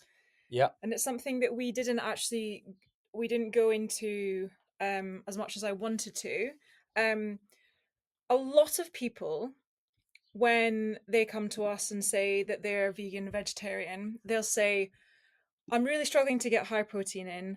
I hate tofu. Now, this is something that we were speaking about today. I challenge all of you from after this call to go and try 5 different ways of making tofu and then come back to us and say that you don't like tofu. Because tofu is, again, it's not a one size fits all. There's so many different ways that you can make tofu. To begin with, I was like, ugh, what is this stuff? It tastes bland, it tastes disgusting, but it's all how you flavor it, okay? Now, we can make it really quickly, just chucking in a couple of things here and there. You've got silken tofu, which you can put in with protein powder and make an amazing mousse. It's such a good way of getting high protein in, and there's so many different ways of making it. There's so many different types of tofu. So that is your challenge, is go away and try 5 different ways of making tofu and then come and tell us you didn't like it. Yeah, I think this was what Corals and I were chatting about is the fact that if you are vegan, as we already mentioned, unfortunately we can't get away from the fact that animal-based protein is more protein dense. So if we're already removing that from our diet, that's already limiting the protein sources that we have available to us. And one of the best protein sources we do have available to us is tofu. And I hear all the time from people like, oh, but I don't really like protein. It's like, okay, well, sorry, I don't really like tofu. It's like, well, if you're already taking all of these things off the table because you're doing the right thing and going vegan or veggie, but then you're also eliminating other protein sources from your diet just through preference, you're sort of starting to make life difficult for yourself. So at some point you have to think, okay, well, what do I like less? Not achieving my goals or eating a bit of tofu from time to time? I would say persevere, like Coral said, try some different ways of cooking tofu, get a cookbook. There's cookbooks that are just about tofu. Yeah, and the thing is, at the end of the day, I think what we've probably noticed as, being vegan, vegetarian for a long time now, there are a lot more things coming into shops now, a lot more substitutions, which is great, which is fine, especially when you don't have time and you don't want to be able to, you can't cook things. But if you can make the time to actually be a better cook, learn about food, learn how to make food taste good. Like, we've been doing a lot of that recently, where we are coming up with these ideas ourselves or looking online and making these recipes that are really high in protein or really, really tasty. So we're actually enjoying the food that we eat. Yes, it requires a little bit of time, but it will make your progress so much easier in the long run. So you got to think big picture. Just get into the kitchen, make the time, and you'll see a massive change. Yeah, I wanted to circle back actually because I realised, Maggie, your question earlier was, should I eat even if I'm not hungry? I thought you said, and I thought you were saying, and you eat even if you're not hungry. So the answer to should you eat if you're hungry, if you're not hungry, then yes, because the idea with these GLP-1 drugs is they make weight loss easier because you're not constantly dealing with that food noise. You're not constantly feeling hungry and thinking about food. The danger of that is it can go too far the other way, and as I say, you can end up nutrient deficient. So if you calculate how many calories you should be eating in order to lose weight at a healthy rate, then you can then make sure you're hitting that target, even if you have to kind of sometimes eat when you're not really hungry. So I hope that answers the question. Let's see. We did that one. Okay, Lisa says, what high protein snacks do you recommend? Coralie's already answered that in the chat, but for those of you who are watching back the recording, Coralie suggested protein shakes. That is personally my favorite snack because, one, it's really cheap. It's the most high protein density, lowest calorie option. You can just stick some powder in your bag and then do you have the we can show them the protein the tool. No, the protein shakes we put all together. Oh yeah, I'll bring that up in a second. also recommended the protein, the soy crispies. We add those soy crispies to everything, so we sometimes make a kind of like mousse with protein powder and then add in I some don't crispies. think it's a very common thing. We actually found it when we were traveling in Australia Yeah. because they're dirt cheap in Australia. Unfortunately, a little bit more expensive here in the Yeah, you UK. pretty much have to order them online. You pretty much have to order just the brand that we showed here, which is I can't remember, it's gone off the top of my head, but it is incredible. You literally just mix it with protein powder and some water. You mix it in a bowl. You can maybe add some berries just to give it a little bit more kind of fiber and stuff in there. But it is so high in protein, and I use the Choco Bueno flavor of the protein powder, and it's delicious. One that Coralie hasn't put on there as well, but I really like Quorn ham, the vegan Quorn ham, and I will sometimes just munch on a packet of that. So it doesn't have to be glamorous. Yeah. And nooch, add everything, Oh, nooch. nooch Just to add nooch to everything. everything. Yeah, nutritional yeast is one of the best sources of protein you can get. Is also one of the best sources of B12. We didn't actually talk about B12 as much as I would have liked to, but it's really important that everyone is getting enough B12, because if you don't, then it can lead to nerve damage. It's pretty serious if you don't get enough if you don't get enough B12. It's a pretty big deal. So you've got to make sure you're getting your B12, and nutritional yeast is one of the easiest ways to get it. It's fortified, so the B12 is added to the nooch. If you eat as much nooch as we do, you might actually want to have some unfortified nooch on hand as well, because if you're making something like a cheese sauce using nutritional yeast and you're using a big quantity of it, you can actually end up getting too much of those added minerals. All right, so if it's got added minerals to it, you can end up actually going too high. So have some unfortified nooch if you're eating a lot of it, but also make sure you've got some fortified stuff. Alice also said about some vitamins. I think I put in the chat already. Yeah. Um, Let's see. Best thing about the planet. Oh yeah, thanks, Bex. Bex says best thing about the planet is it works and it's sustainable and it's really brilliant. The guys understand veggie dimension. Thanks so much, Bex. Alice says silken tofu is great to make a creamy pasta sauce. Love that recommendation, Alice. And again, stick some nooch in it, and then you've got like a carbonara sauce, right? Bex had to fly. Oh, I've just said thanks to her, but she's gone. Well, thanks, Bex. Poppy said, I find when people tell me they don't like tofu, it's because they've had one bad experience of bland unseasoned. Yeah, I think it's the same. Like if the only time you'd ever eaten chicken, it wasn't made very nice, then people would probably say chicken was horrible. But I think people just assume because it's vegan that it's not possible for it to be nice. Thanks, KS. yes, protein powder brands that you highly recommend. Yeah. Okay. We Cool. have a slide. We made We a have slide. a slide. Yeah, we had to cut so many slides out. Thanks. Okay, right. Let me see. The thing is, your protein powders are, again, it's going to depend on what you like. We prefer to have something that's not super sweet. Some people might prefer having something that's a bit more sweet. It gets that kind of sugary sweet fix. I used to actually be a my vegan ambassador. So I used to get sent hundreds of pounds worth of vegan stuff every single month. So I got sick to death of the stuff. But it is very good, and that I find that was a lot sweeter. So you got this my vegan vegan protein blend. Again, most of these companies are going to have different styles of protein. They're going to have some that have got soy, some that are pea, some that are rice. As you can see on here, there's different proteins within these brands. And it's a good idea to get a blend. Although soy on its own is a complete protein, having one that has a mix, so like soy, pea, and rice, like the vegan protein 360 from Protein Works, that's a really good blend. Because then it has a complete amino acid profile. That's the chocolate bunner one I was telling you about that I'm having with my Crispies. It's so good. But then and the one that we've been having a lot more recently before we went to Australia was the Cymex one, the Pro Vegan one. We had the strawberry one, but it's now, they're not selling it anymore. But that one's very good. It's not too sweet. A good way that we've realized of finding out whether a protein powder is really good is if you can mix it with just water in your protein shaker and it tastes good. Yeah. If it doesn't taste good and you have to add milk, maybe not. But again, everyone's different on what they find nice. There's a couple, I know that there were some people that were potentially going to be on this call from Australia. The ones on the bottom there, you've got your Macro Mike These and ones. you've got your Prana one. They are both Australian brands. Now, they both do, the one you can see on the bottom is an acai berry flavor, and then the one on the right is a chocolate peanut butter. But both of these companies actually do a peanut blend.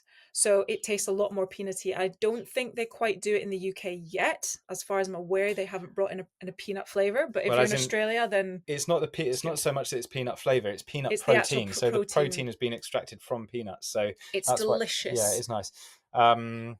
And then Huel, again, Huel I think has a bad rep because of, I think obvious reasons. But actually, when we're out and about and we don't have access to our protein, we've maybe run out of it and we don't have it in our bags, going into a shop and buying one of these is actually really good because the protein is really high. Yes, it's a lot of these are meal replacements, but we don't really see it as that. We see it as we're getting our protein in. Yeah, so that's a good point actually on the question about vegan snacks. One of the most common snacks that we have if we're out and about and we haven't bought some protein powder with us is we'll just grab a black Huel. There's different types of Huel. You get the normal Huel, which is slightly lower in protein, and the black Huel, which is slightly higher in protein. So we normally get that one if we can. But yeah, Huel I think it's a great product. It's also got flaxseed in, which means you're getting your omegas from it as well. So yeah, those are good suggestions. For the Vital one, I believe that was originated from Australia, but they now sell it in the UK. That one's very, very natural. So it's not going to taste too sweet. You might not like it in water. It'd be nicer with milk, but the ingredients tend to be very, very good. A bit like Sun Warrior. If anyone ever used to have Sun Warrior, it was a bit Yeah. gritty and stuff, but it was quite pure. And then also, if you don't like the kind of like milkshakey style of protein shakes, you also have the clear protein that you can see down on My Vegan. Lots of companies do it now, and it's more just like a fruit drink. You can even put that in some lollipop holders and put them in the freezer, and you can be licking them. But there's so many different flavors, so many different ways that you can get protein in. But yeah, these are all the ones that we've tried, and there's loads out there. It's about trying them and figuring out which one works for you. Yeah. Because sometimes you might find that one upsets your stomach and others are absolutely fine. Some brands will do a trial pack as well, where you can try it, where you get like one sachet of each flavor. They can be a good option because you don't want to spend a bunch of money on like 3 kilograms of something and then decide you don't like it. Kerr says unlikely, but are there any risks in having a lot of tofu in your diet? No, so unfortunately we didn't get to talking about estrogen and soy, but that has been pretty much completely debunked. Do you want to just reply to that for me? Thanks. So the concern about estrogen in soy came from the fact that soy contains quite a lot of phytoestrogen, which phyto basically means plant, and so people were concerned that the plant estrogen would interact with our hormones, but it doesn't because it's a different compound. So no, actually, soy has been shown to have a lot of protective qualities for certain types of cancer and stuff. So no, there is no danger to eating a lot of soy. In fact, a lot of the blue zones in the world, blue zones are places where people have the longest life expectancy, tend to have the highest soy intake as well. So no, don't worry about having a lot of tofu. The only thing you might want to consider is just where you're getting your tofu from, maybe more from an ethical point of view, because some tofu is produced in places like Indonesia, in basically on very low wages and stuff. But most of the tofu you're going to get here is going to be UK manufactured or European manufactured. And I think another thing is that we didn't manage to get onto this as well. Is seitan is a very, very high source of protein, but for someone like me who is gluten intolerant, I can't eat it. But if you can, then it's a very, very good way of getting in the protein. I know that there's some people that struggle to get to digest tofu. And what I noticed that when we were traveling in Australia, sometimes because we had to get our kitchen out of the back and it was just a lot harder to cook our food. Sometimes we would just have raw tofu and we would literally just cut it out the pack and we would just eat it, like literally the block, and eat it. And what I noticed is that I got a very, very sore tummy from it. So now I know that I have to cook it, and then my stomach is absolutely fine when I when I eat tofu. Yeah. But for Ali, it's fine. So everyone's different. Yeah, and I mean, I for example can't eat raw carrots. If I eat raw carrots, it makes me itchy, but I'm fine with them cooked. So everyone's got these funny kind of what they called oral allergies. Any other ones? So Poppy said one way I love to cook tofu is to grate it and fry it and season it, amazing in wraps like kebab meat. Yeah, That's a great idea. We should try that. I've seen people doing that on Instagram. That's I've not given it a try myself, but yeah, that is a good shout. My favorite way to have tofu, and we should have put a slide in this because we eat it without fail absolutely every single day, is scrambled tofu. It's a great replacement to scrambled egg, and I think I've pretty much nailed the recipe for it. And it's just 3 things. You just want tofu, and you can mash it up in the packet. No, 4 things. Okay, I'm forgetting something. Mash it up in the packet. So mash the tofu up in the packet. Add some hummus, which is the secret sauce, the secret ingredient. Add a bit of hummus because that makes it kind of sticky moist, and then some nooch, and that's it, isn't it? And the last one, black salt if you want. If you want it to taste like eggy, then black salt, just a little bit, and it is beautiful. Yeah, it's so good. Black salt, again, it's quite hard to get. You have to normally buy it online, but it has a sort of eggy taste. So yeah, there you go. And there is a recipe for it on my Instagram page actually, if you want. Any more questions, guys? I'm trying to think if there was any other. Oh, we're still sharing the slides, aren't we? Trying to think if there was anything else that we didn't get to share on the slides. No, I mean there was a lot actually, but we're not going to get into it. There's just so much. We're gonna have to do another masterclass. All right, team, do come say hi on Instagram. Let us know your thoughts. As I say, always happy to answer your questions if something pops up in your mind between now and forever. I think you're going to send over a survey as well. I think there is a QR code in there if you wanted it. We're gonna send you out a survey. It'd be great for you to give us your feedback. Ali's going to share it here. There's just a QR code. It should be sent to you after this call is finished, but if not, then here is the QR code. That's the wrong thing. Shared the wrong screen. You're sacked. Yeah. Here it is. Desktop 2, that's the one. And if you guys have any other questions, then just let us know. Probably the easiest is to send them over onto Instagram.